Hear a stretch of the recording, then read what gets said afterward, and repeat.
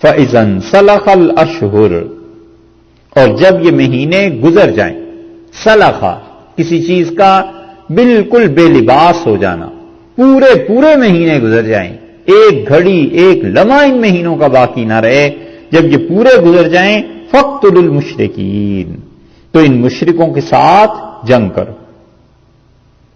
4 مہینے ان کے ساتھ جنہیں مہلت دی تھی اوپر، جب یہ گزر جائیں ان مشرکین کے ساتھ جنگ کرنا، حیث وجدتموہم، جہاں کہیں تم انہیں پاؤ۔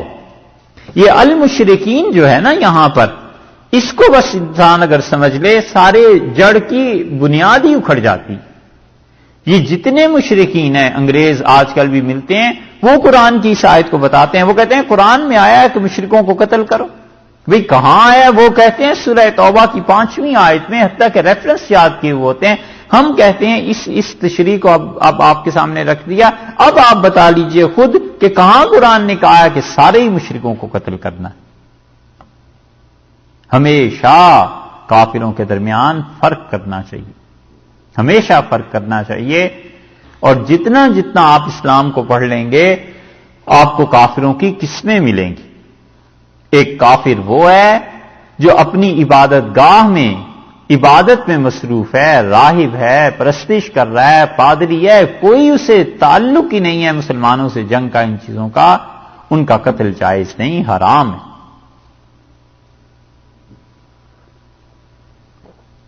نص سے ثابت ہے کہ رسول اللہ صلی اللہ علیہ وسلم نے اس قتل کو منع کیا تھا۔ آپ نے فرمایا ان کی عبادت گاہوں پہ حملہ نہ کرنا، آپ نے بتایا کہ انہیں قتل نہیں کرنا۔ حضرت ابوبکر رضی اللہ عنہ نے فرمایا جب فوج کو بھیجا تھا کہ کچھ لوگ تم پاؤ گے وہ سب کو چھوڑ کے ایک طرف اپنے عبادت میں مصروف ہوں گے، انہیں کچھ نہ کہنا۔ یہ ایک قسم ہے۔ دوسری قسم عام آبادی ہے کافروں کی، کسی کے لیے یہ جائز نہیں ہے کہ ان کافروں کو قتل کیا جائے۔ شہروں کے شہر بھرے ہوئے ہیں، ان کو کیوں قتل کیا جائے؟ وہ نہیں لڑنا چاہتے، نہ آئے ہیں آپ کے سامنے، نہ ہی ان کا کوئی انٹرسٹ ہے، ان کو کوئی صورت نہیں ہے قتل کرنے کی، ان کو چھوڑ دیا جائے۔ تیسرے کافر وہ ہیں جنہیں سرے سے اسلام اور دین کا پتہ ہی نہیں ہے، تو ان کو ہم لغت میں تو کہیں گے کہ یہ کافر ہے یعنی منکر ہے، لیکن حقیقت میں اس کافر کو اللہ کا پتہ ہی نہیں، اسلام کا پیغام ہی نہیں پہنچا، اس کافر کو ہم کس بنیاد پر آخر کہیں کہ یہ جہنمی ہے؟ اب بھی دنیا میں ایسے علاقے پائے جاتے ہیں جہاں اسلام تو درکنار، کسی مذہب کا بھی کوئی وجود پہنچا ہی نہیں، قبیلے دریافت ہو جاتے ہیں۔ چلیے مان لیا کوئی قبیلہ اب ایسا نہیں رہا، دنیا اتنی یہ آئی ٹی اتنی زیادہ عام ہو گئی، سب لوگوں تک بات پہنچ گئی۔ ایک مشرک، ایک کافر بچہ وہ 12 سال کی عمر میں بالغ ہو گیا اور 5 مہینے بعد وہ مر جاتا ہے ہاسپٹل میں، اب کون کہے کہ یہ کافر کی جہنم میں جائے گا؟ شریعت بتاتی ہے کہ جب تک ان تک پیغام نہیں پہنچتا تب تک ان پہ یہ حکم نہیں لگایا جا سکتا۔ ہم لغوی اعتبار سے اسے کافر کہہ سکتے ہیں کہ یعنی منکر ہے، یعنی مسلمان نہیں، نان مسلمز میں سے شمار کیا جا سکتا ہے، مگر یہ نہیں ہے کہ وہ جہنمی، جنت میں جائے گا یا نہیں اس پہ تو فقہا نے بحث کی ہے، لیکن وہ اس پہ متفق ہیں کہ یہ آدمی جہنم میں نہیں جائے گا۔ حقوق العباد اگر اس کے کچھ ہوں گے، اس کا اس سے سزا جزا یہ چیزیں دی جائیں گی۔ اس کے بعد کیا ہوگا؟ بہت سے حضرات کہتے ہیں جنت میں چلا جائے گا، کچھ کہتے ہیں مٹی میں مل جائے گا۔ حضرت مجدد رحمۃ اللہ علیہ وغیرہ کی ایک رائے یہ بھی ہے کہ یہ آراف میں چلے جائیں گے، لیکن آراف والے بھی تو پھر جنت میں چلے جائیں گے۔ حضرت مجدد رحمۃ اللہ علیہ نے مکتوبات میں اپنا ایک کشف بھی اس پہ لکھا ہے، وہ تو خیر بات لمبی ہو جائے گی، مگر یہ کہ ان انسانوں کو ان کو کوئی عذاب نہیں ہے۔ اس لیے یہ جو بعض نادان دوست مسلمانوں کے جو ہے نا، جو کافروں کو چھٹتے ہی کہتے ہیں کہ تم تو سب جہنمی کافر اور چلے جاؤ گے اور ایسے ہوگا اور ایسے ہوگا، وہ کہتے ہیں بھی اس دین سے ہمیں بچانا، یہ نہیں کرنا چاہیے، لوگوں تک پیغام پہنچانا چاہیے۔ 4 قسمیں ہو گئیں، اور 5ویں قسم ان حربی کافروں کی ہے جو جنگ کے لیے اترے ہیں، لڑنا چاہتے ہیں۔ اب یہ جو حربی کافر ہے خود اس کی 2 قسمیں، ایک حربی کافر آئے ہی اس لیے ہے کہ مارنا ہے مرنا ہے، ٹھیک ہے، وہ تو پھر اپنی جان بچاؤ یا اس کو مارو، اب تو کوئی طریقہ نہیں۔ اور ایک حربی کافر وہ ہے جو کہتا ہے صاحب آپ سے دین کو سیکھنا ہے، آیا ہوں لڑائی کے لیے، اور مسلمانوں کے ملک میں وہ رہ رہا ہے اور لڑنا بھی چاہے مسلمانوں سے، لیکن اگر وہ ایک بار بھی کہہ دے کہ مجھے قرآن کو حدیث کو ان کو سمجھنا ہے، میں 1 سال آپ کے پاس رہنا چاہتا ہوں، 2 سال رہنا چاہتا ہوں، اس حربی کافر کو بھی نہیں مارا جا سکتا۔ یہ آگے سورہ توبہ میں ہی آ رہا ہے، یہ حربی کافر ہے آیا ہے۔ اور چھٹی قسم وہ ذمی کی ہے کہ وہ غیر مسلم ہیں، مسلمان حکومتوں میں رہتے ہیں اور حکومت نے ذمہ داری قبول کی ہے اس کی کہ ان لوگوں کو وہ تحفظ فراہم کرے گی، یہ حکومت کی ذمہ داری میں یہ لوگ شامل ہیں، انہیں تو ویسے بھی کچھ نہیں کہا جا سکتا۔ تو یہ کئی قسمیں ہیں کافروں کی جو آہستہ آہستہ آتی چلی جائیں گی، آپ دیکھتے رہیے۔ اس لیے یہاں پر یہ جو لوگ کہتے ہیں نا، آپ کیا کہیں؟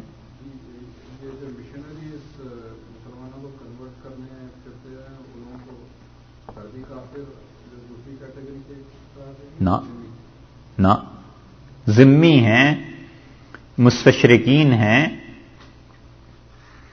یہ جو عیسائی پھرتے ہیں مسلمانوں کو علیہ باللہ عیسائیت کے لیے، ان چیزوں کے لیے، اگر یہ اسلام پر سنجیدہ علمی اعتراضات کریں تو ان کے اعتراضات کا جواب دیا جائے گا، ان کا حق ہے اسٹیٹ میں رہ کے مسلمانوں کی۔ اگر ذمی یا یہ عیسائی جو پھرتے ہیں وہ اسلام پر سنجیدہ اور علمی اعتراض کریں کہ بھئی آپ کے مذہب میں یہ کیوں ہے، یہ باتیں کیوں ہیں، اس کا بھی حق دیا ہے شریعت نے، ہم انہیں کچھ نہیں کہہ سکتے۔ ان کے اعتراض کو بھی سنیں گے، اس کا جواب بھی دیں گے۔ ہاں وہ دین کا مذاق اڑائے تو پھر بات الگ ہے کہ سمجھنا مقصد نہ ہو، دین کا مذاق اڑاتا رہے۔ یہ ساری قسمیں آگے آہستہ آہستہ آ رہی۔ یہ لوگ جو ویزا لے کے جاتے ہیں اس کو تو کہا جاتا ہے کہ یہ تو مسلمان کی امان لے کے گئے ہیں۔ جی یہ بھی یہ مسلمانوں کی امان ہے کہ تم ہمارے ملک میں آؤ گے، ویزا دینا، ان کو اجازت دینا کہ تم ہمارے ملک میں آؤ، یہ کافروں کے لیے امان ہی تو ہے۔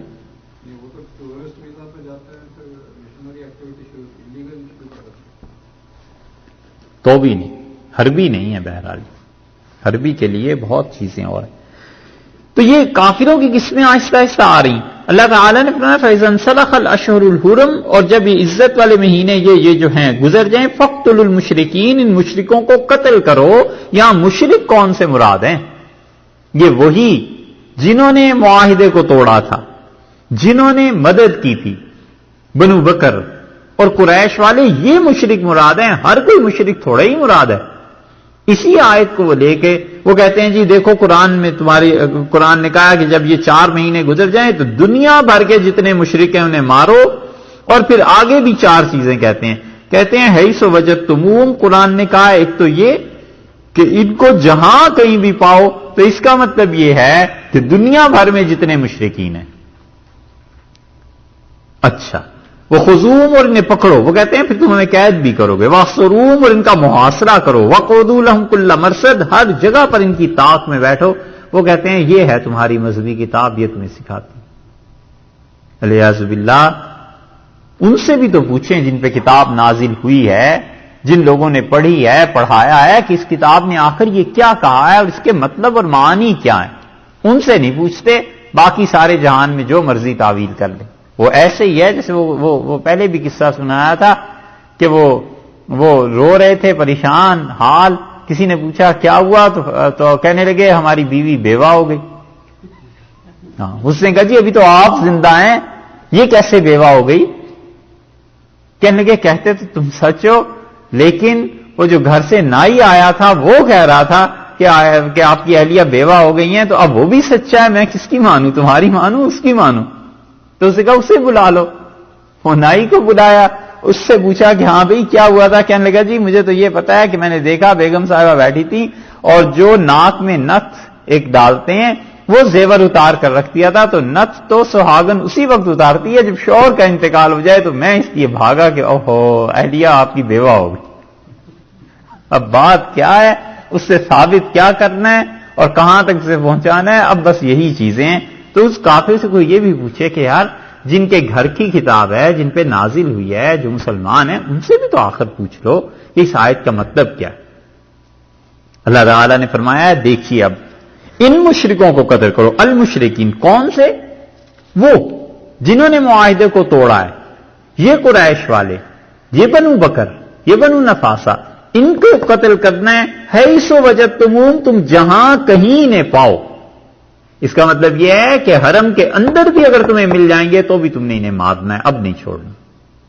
یہ مراد نہیں ہے کہ پوری دنیا میں جہاں مل جائیں، مطلب یہ کہ آخر کہیں بھی تمہارے سامنے آئیں گے تو بالآخر پناہ حرم میں جا کے لیں گے نا. اللہ نے حرم کو بھی جائز قرار دے دیا کہ انہیں مارو.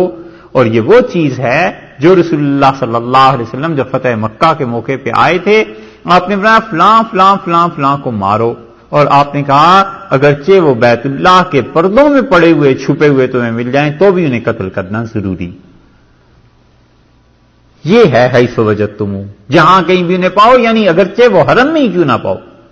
صاف سی بات تھی کہ انہوں نے لڑ بھڑ کے آخر حرم میں جا کے پناہ لینی ہے نا، تو مسلمان انہیں نہیں ماریں گے کہ حرم میں اب پناہ انہوں نے لے لی. اللہ نے فرمایا اب دریغ نہیں کرنی، انہوں نے بھی تو آخر خزاعہ والوں کو مارا ہے، انہوں نے بھی تو رکوع اور سجدے میں لوگوں کو پڑے ہوئے تھے اللہ کے سامنے قتل کیا ہے، کیوں انہیں چھوڑ دیا جائے. اب دیکھ لیا اس کا ترجمہ. اب اس کا یہ ترجمہ کرنا کہ دنیا میں جہاں کہیں مشرک مل جائیں مارو، ہے کوئی تک.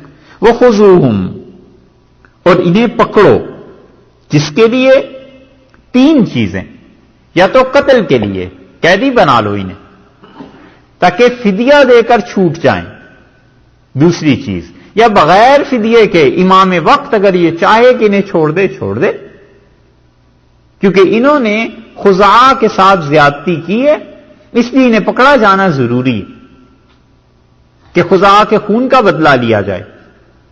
یا امام وقت اپنی طرف سے خزاعہ کے جیسے پیسے ہیں یہ ادا کر دیے جائیں گے اور انہیں بغیر فدیے کے چھوڑ دیا جائے گا.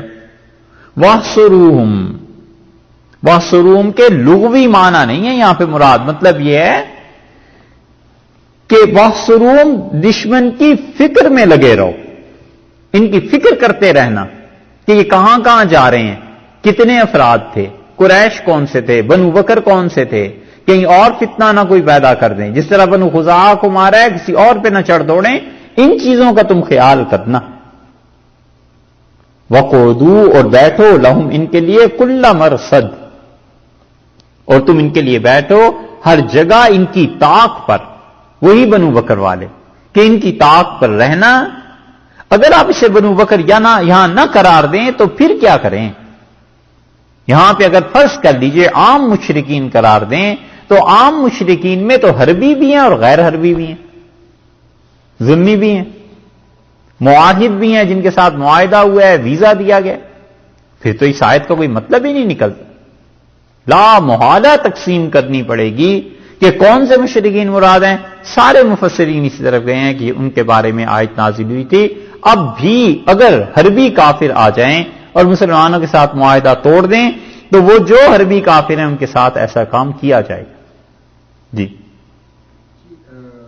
کئی لوگ اس کی تفسیر فتح مکہ سے پہلے کی نازل ہوئی آیت سے کرتے ہیں. جی آئے گی بات آگے. بعض رات نے کی ہے لیکن زیادہ صحیح چیزیں یہی کہ فتح مکہ کے بعد کے واقعات. فَإِن تَابُوا، اگر یہ توبہ کر لیں شرک سے. دیکھا اب یہ حکم میں پھر استثناء آ گیا کہ اگر یہ اہل مکہ توبہ کر لیں، وَأَقَامُوا الصَّلَاةَ، اور اس کے ساتھ ساتھ نماز پڑھیں، وَآتُوا الزَّکَاةَ، اور زکات دیں، فَخَلُّوا سَبِیلَهُمْ، تو پھر کیا کرنا ہے؟ فَخَلُّوا سَبِیلَهُمْ، ان کی راہ چھوڑ دو. ان کو اب کچھ نہیں کہنا، ان کی راہ چھوڑ دو. انہوں نے توبہ کر لی، ایک اعتقاد درست کر لیا اور اس کے ساتھ ساتھ نماز اور زکات کے قائل ہو گئے. یہ نہیں ہے کہ انہوں نے پڑھی. پڑھنا نہ پڑھنا تو فسق ہے نا، کوئی نہیں پڑھتا تو فاسق ہو جائے گا، آپ سے کافر تو نہیں قرار دے سکتے. تو مطلب اور جو کوئی آدمی نماز اور زکات کو سرے سے فرض ہی نہ مانے تو وہ تو کافر ہو جائے گا. اس آیت کے اس ٹکڑے سے حضرت ابوبکر رضی اللہ عنہ استدلال کیا تھا کہ جو زکات نہیں دیتے ان کا عقیدہ ہے کہ زکات دینی نہیں ہے. حضرت ابوبکر رضی اللہ عنہ اس آیت سے انہوں نے کہا تھا کہ کافر. اور یہ آیت انہوں نے حضرت عمر رضی اللہ عنہ کے سامنے رکھی تھی. حضرت عمر رضی اللہ عنہ جب ان سے کہا کہ حضرت ہم کیسے ان لوگوں کے ساتھ جہاد کریں گے جبکہ وہ لا الہ الا اللہ کا اقرار کرتے ہیں. تو اس پہ بکر رضی اللہ نے یہ آیت پڑھی اور نے کہا اللہ نے فرمایا اقام الصلاۃ کا اور آتوا الزکات کا کہ یہ دیں اگر یہ کون سے وہ مشرکین تو فخلوا سبیلہم تو پھر ان سے ان کا راستہ چھوڑ دینا. یہاں پر بھی یہ سوچ لیا جائے کہ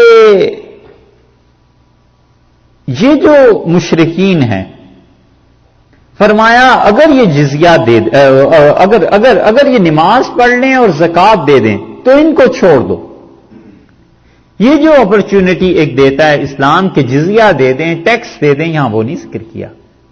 اس کا مطلب یہ ہے کہ مشرکین جو مکہ کے تھے جو حرمین شریفین کے تھے جو وہاں کے تھے یا جو بھی اس وقت صورتحال پیش تھی انہیں خدا نے دو ہی چیزوں کے لیے رکھا ہے کہ توبہ کر لیں نماز پڑھیں زکات دیں مسلمان رہیں یا یہ کہ وہ مشرکین ان علاقوں کو چھوڑ کر نکل جائیں. ان کو یہ اجازت نہیں دی ہے کہ وہ جزیہ دے کے وہاں رہیں. ان کو یہ اپرچونٹی نہیں ملی. اس سے دو چیزیں پتہ چلتی ہیں. ایک چیز تو یہ پتہ چلتی ہے کہ وہی مشرکین مراد ہے جو ہم اتنی دیر سے بات کر رہے ہیں کہ ان مشرکین سے مراد ہی وہی ہیں جو بنو بکر وغیرہ کے تھے اور مشرکین مراد لیے ہی نہیں جا سکتے. اور اس کی دلیل یہ بھی ہے کہ اللہ نے جزیے کی بات نہیں کی. اللہ تعالی نے فرمایا ایک بات یہ اور دوسرے یہ پتہ چلتا ہے کہ وہاں کے کافروں اور مشرکوں میں اور دنیا کے باقی مشرکوں کافروں میں اللہ نے فرق رکھا ہے. وہ زمین چاہیے تھی کہ مسلمانوں کی حکومت وہاں پر قائم ہو خلافت وہاں پر قائم ہو اور مسلمان وہاں خدا کے قوانین کو نافذ کریں. وہ زمین چاہیے تھی اس لیے انہیں جزیے کے لیے نہیں کہا گیا. آگے چل کے 28 نمبر آیت میں اور احکامات آتے ہیں مگر یہاں نہیں. تو المشرکین سے مراد وہ پیمان توڑنے والے. اور اس بات کو یہاں پر بھی فرمایا فخلوا سبیلہم ان کا راستہ چھوڑ دو یعنی ان سے جزیہ نہیں لینا. اگر وہ جزیہ دے کے بھی دینا چاہیں قبول نہیں کرنا. بس ان کے لیے یا ایمان ہے یا کفر ہے اور کچھ نہیں چیز. ان اللہ غفور الرحیم اور اللہ تعالی جو ہیں وہ مغفرت فرمانے والے ہیں بہت اور رحم کرنے والے ہیں. ایک طرف مشرکین کو یہ بھی بتا دیا کہ تمہارے ساتھ یہ رویہ ہوگا آئندہ اگر 4 مہینوں کے بعد. دوسری طرف اللہ نے کہا کہ تم ہمارے فرما بردار مطیع عبادت گزار بن کے رہو. کوئی تمہیں نہیں چھیڑتا کوئی کچھ نہیں کہتا تم ہماری مخلوق میں سے ہو توبہ کر لو رجوع کر لو.